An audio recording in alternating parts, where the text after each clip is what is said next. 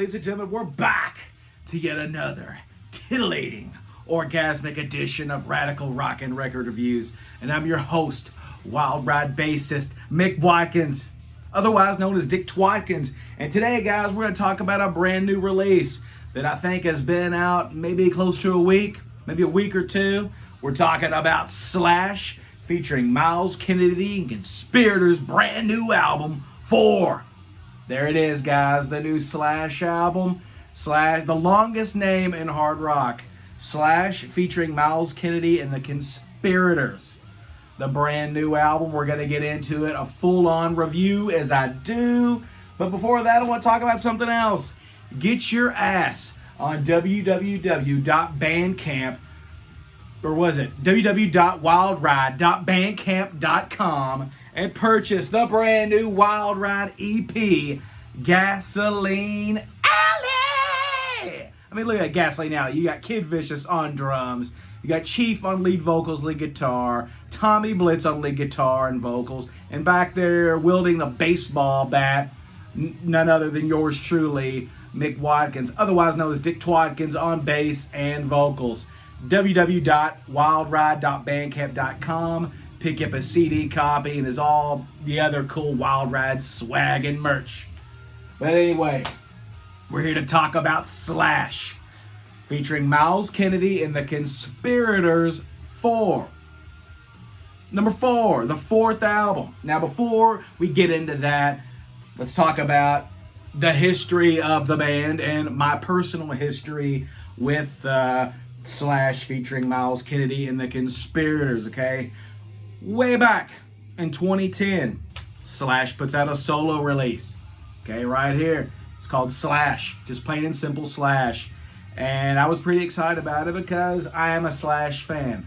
Not the hugest fan of Guns N' Roses outside of Appetite for Destruction and Lies, GNR Lies. But I do dig Slash's solo stuff, Slash's Snake Pit. And I dig Slash as a overall guitar player, songwriter, just a personality overall. He's a cool fucking dude. Awesome guitarist. So I was pretty excited about this album, Slash, from 2010. Got it.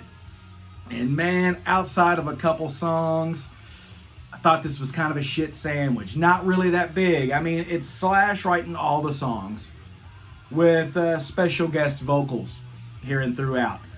The opening track, Ghost, with Ian Ashbury of The Cult, pretty freaking killer.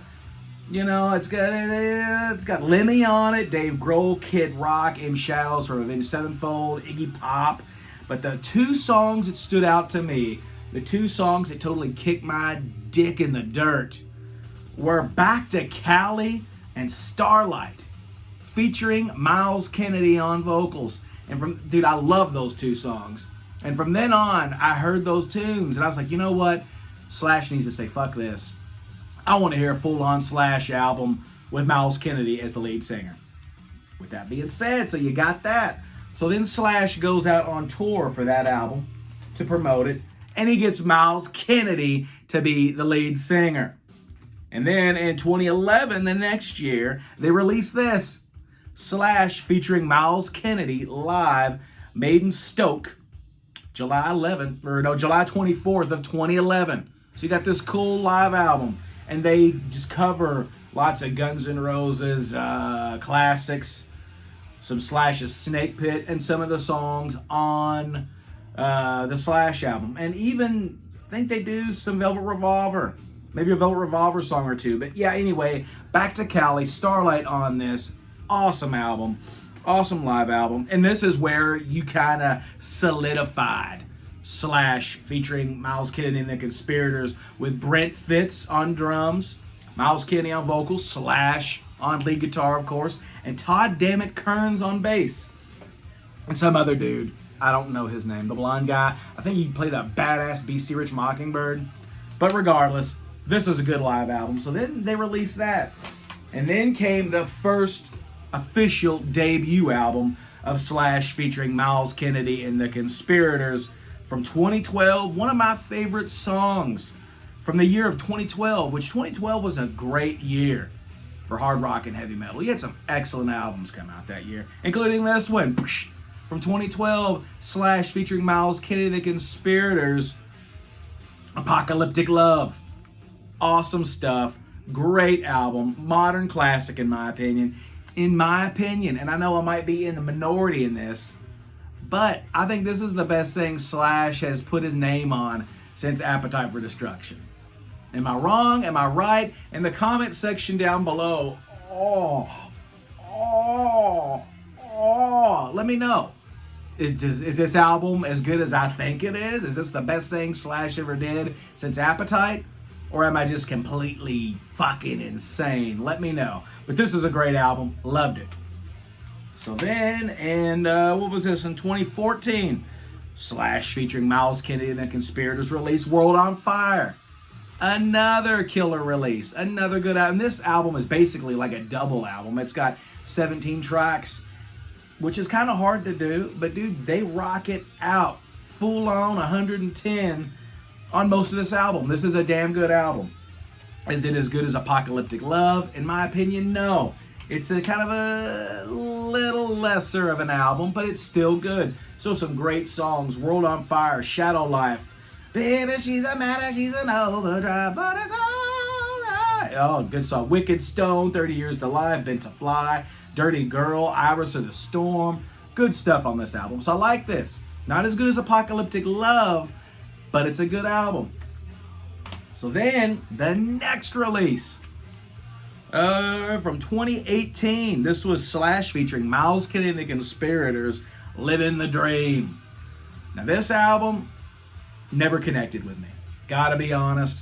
This album, when it came out, did nothing for me, really. I did not really care for this. It was a major letdown to me personally compared to Apocalyptic Love and World on Fire. And this album, I know I listened to it a handful of times and, you know, on the shelf it went. And I honestly really have not broke it out much since. So this album, the disappointment of this album kind of tainted the build-up to a new Slash featuring Myles Kennedy and the Conspirators album. I was kind of like, man, Living the Dream wasn't that great. And I even kind of was like, do I want to get this new Slash album? But then I listened to Apocalyptic Love, I listened to World on Fire, and I remembered how killer and how awesome and how much I enjoyed those albums. So I was like, you know what? I'm going to do it. I'm going to get Slash featuring Myles Kennedy and the Conspirators new album for 2022. 4. Is it a good album? Well, we're going to find out. So let's bust it open. You kind of got this cool kind of platinum silver digipack thing. Not really the biggest fan of digipacks, honestly. Now, if they have the little teeth, that actually hold the CD in place, I don't mind that. I still like jewel cases better, but like this, so you slide it out, get the silver, then it's black, turn it around, there's the song titles, open the little mini gatefold, I guess this is what the vinyl would look like, but I didn't get that, and you got the band. Awesome band, killer, some of the best rock and roll musicians today. Got the booklet, and so yeah, you got Myles Kennedy, Todd Dammit Kearns on bass, Brent Fitz on drums, and this gentleman, I think he's new to the band. That guy, what's his name? Frank Sidora. So yeah, Slash on guitar, Myles Kennedy on vocals, Todd Kearns bass and vocals, Brent Fitz drums, percussion, and electric piano. Very good on you, Brent. And Frank Sidoris on guitar. Produced and mixed by Dave Cobb. Mastered by Tim Jensen, Sterling Sound in Nashville, Tennessee. So there you go, little album info right there. So let's get into Slash featuring Myles Kennedy and the Conspirators 4. Oh yeah, and bringing up Todd Dammit Kearns. Excellent bassist. Excellent singer. Fucking dude's a beast, okay? He is now in Bruce Kulick's solo band. Bruce Kulick, a former guitarist of Kiss from 1984 to 1996. He's now he's in Bruce's band, basically doing the Paul Stanley slot with the rhythm guitar and lead vocals. And Todd Kearns is fucking killing it. Excellent bassist, excellent guitar player, mind-blowing singer. And if you like Todd Kearns' vocals, check out this band. Minefield, their debut album, featuring Matt Starr from Ace Frehley, Mr. Big, might even have played Gene Simmons' solo band, Jeremy Asbrock from the Talisman, and Gene Simmons and Ace Frehley solo bands. Todd Kearns, lead vocals, bass, excellent. And then this dude right here, this guy right here, his name's Brandon Fields. Brandon Fields is a buddy of mine, a good buddy of mine. He's an excellent songwriter, excellent guitarist, totally has the Slash vibe down. He's got a Guns N' Roses tribute band, okay? And Pretty Tied Up. And last fall, Pretty Tied Up and my band, WYLD RYDE, went on tour, man. We did a selected dates, maybe throughout a week. It was an excellent good time. So definitely check out Brandon Fields, Matt Starr, Todd Kearns, Jeremy Asbrock, and their debut album, Minefield. Excellent hard rock if you dig, Slash, Guns N' Roses, some Kiss, stuff like that. Very good album.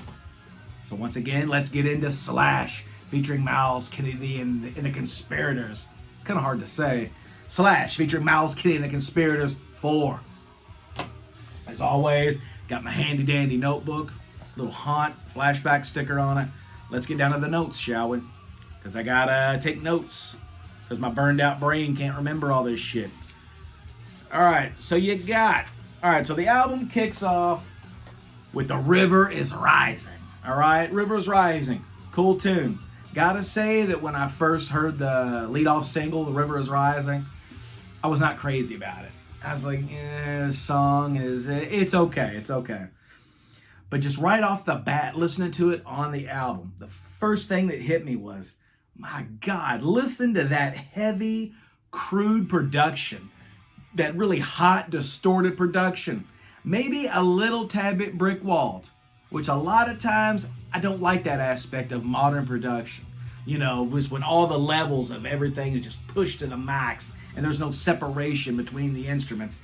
It all just sounds like one big sound, But for some reason, on this album, Slash featuring Myles Kennedy and the Conspirators 4, it works. It works. And I think it kind of gives this album a little personality that you really don't hear a lot in modern rock, okay? So just listen to that heavy, crude production.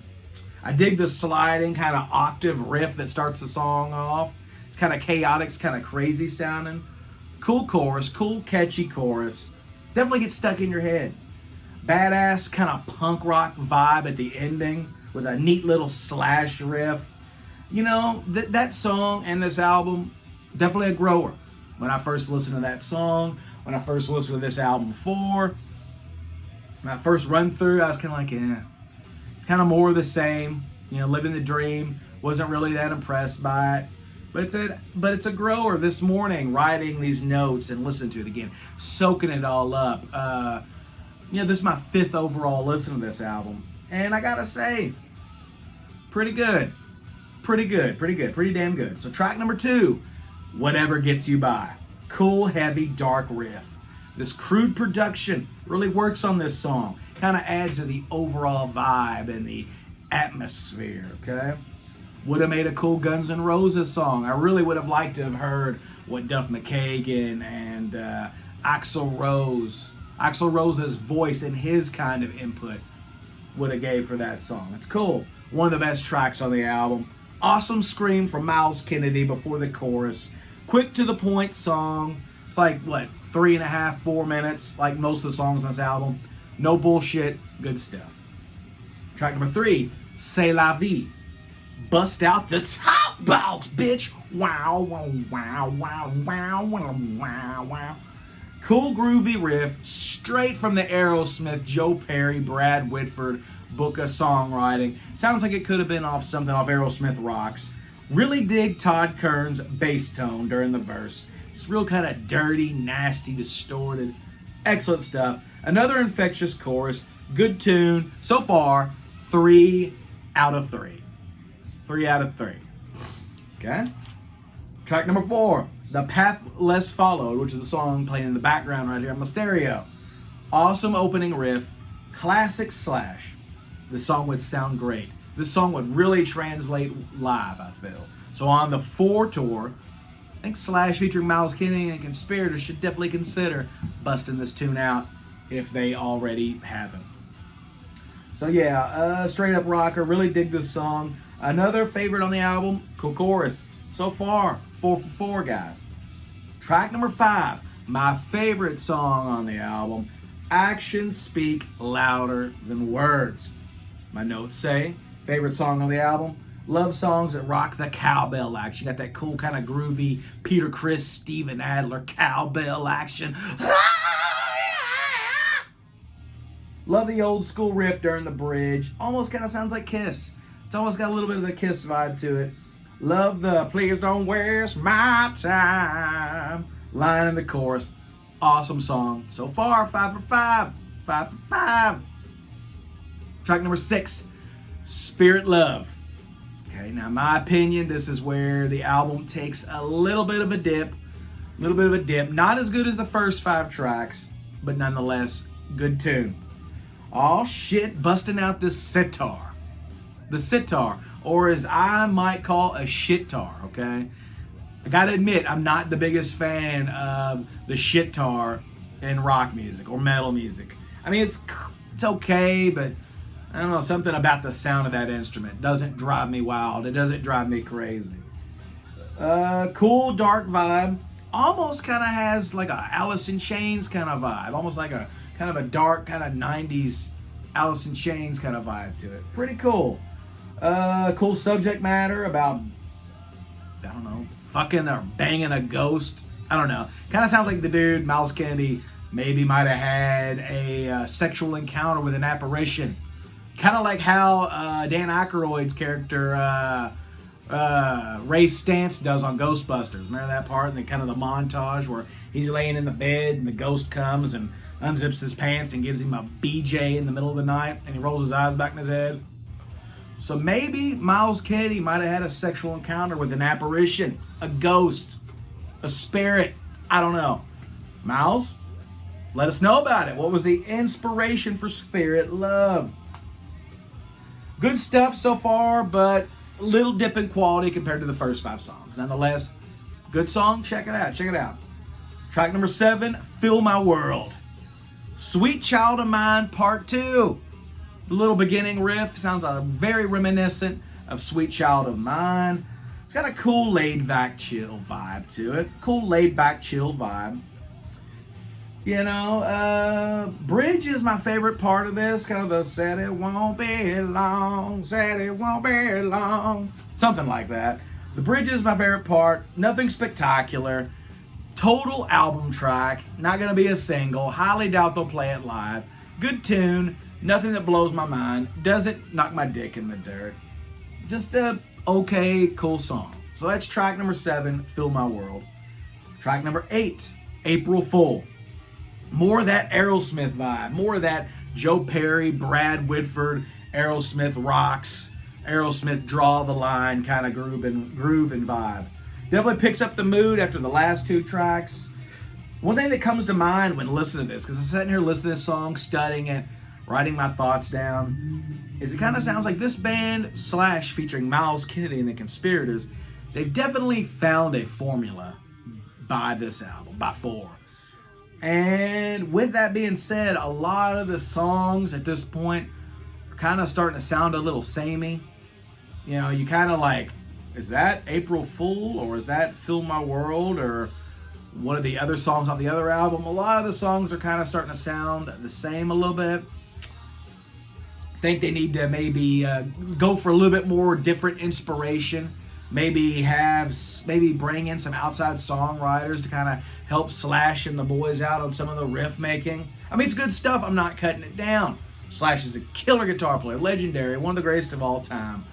But just kind of, a lot of the songs don't have personality. They just kind of sound like Slash and the boys are just saying, all right, well, let's write a song. And they throw out, a couple riffs and, well, that'll do. So April Fool, a little bit of a filler track, but it's not bad. Track number 9, Call Off the Dogs, up-tempo rocker. Could be a show opener. Could be the opening song for the 4 tour. Sounds like it'd be a fun song to play live, And more bass during the breakdown section. Todd Kearns with that nasty kind of dirty bass tone. Love it. Would love to know the settings. What kind of amp Todd plays on. Like to know the settings on that, because honestly, I might try to rip that off on some WYLD RYDE tunes, Todd. Todd, damn it, Kearns. Good stuff. Pretty cool tune. One of the better songs off the album.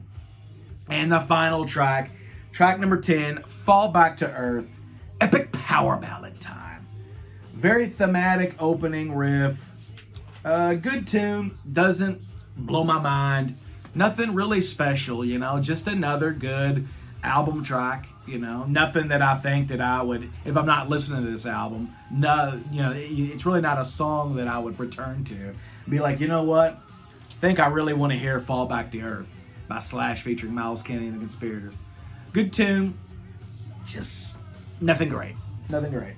So overall, my overall thoughts on Slash featuring Myles Kennedy and the Conspirators. 4. Overall, it's a good album. First 5 tracks, really killer, really stand out, and it gives me hope for this album. I'm like, okay. Living the Dream did not really impress me. Didn't really dig that album. First 5 tracks on this are picking it up with that hot, kind of distorted, crude production. It's working. It's sounding good.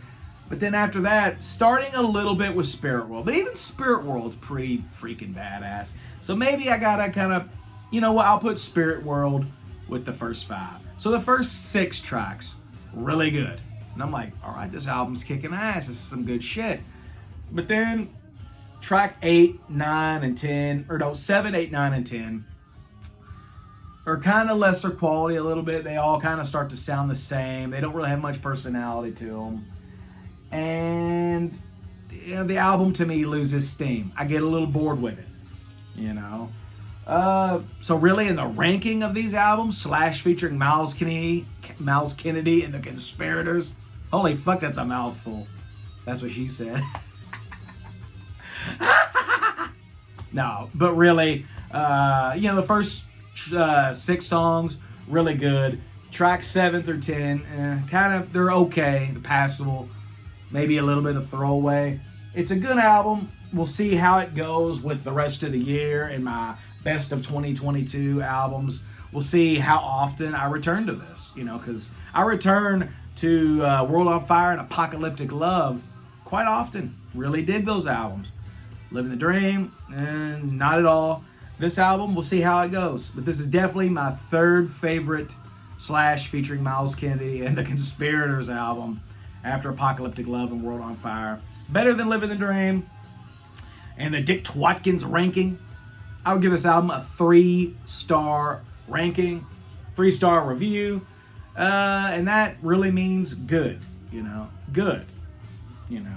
It's good stuff. So if you dig Slash, if you dig Myles Kennedy and the rest of the guys, definitely worth a listen. And who knows, you might listen to this and think it's the greatest fucking thing your ears have ever heard.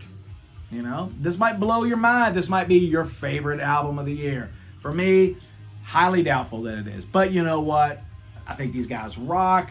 I appreciate the hell out of Slash continuing to be creative. He's got a great band behind him. You know what? Because Slash could just sit back and live off of that GNR money and, say fuck it and just ride the nostalgia train like so many artists do. After a certain while when they got a legacy behind them. But Slash continues to be a creative giant, a mainstream force. Got to give it up for Slash. And he just continues to kick ass. Whether his new albums totally knock you out, or whether they're just okay, or whether you think they're shit. I don't think this is shit. This is a good rock and roll album, especially in the year 2022 when it comes down to really cool, old school, bluesy, Aerosmith style rock and roll. There's not really a lot of it out there nowadays, And if there is, I'm missing it. So if you know any bands that are kind of in this vibe, Aerosmith kind of vibe, Guns N' Roses kind of vibe, let me know, because I'd love to check them out. Because I'm always looking for cool new bands to support and love and new music to listen to. Because who wants to listen to Guns N' Roses' Appetite for Destruction? the rest of their fucking life and never listen to anything new. I'm not that guy. I'm adventurous, damn it, with my music. I love new music. So yeah, 3 stars. Slash featuring Myles, Kennedy, and Conspirators. 4. Pretty good album. Check it out. Crank it. Let me know what you think in the comment section down below. Oh yeah. Oh yeah. Oh. Thanks for tuning in, guys. Until next time, I will see you later. And check out my band WYLD RYDE, WYLD RYDE. Pick up our latest release, our new EP, Gasoline Alley, at www.WYLDRYDE.Bandcamp.com. Crank us on Spotify, YouTube Music, Apple Music, Amazon Music, whatever the fuck you choose to use. It's on there.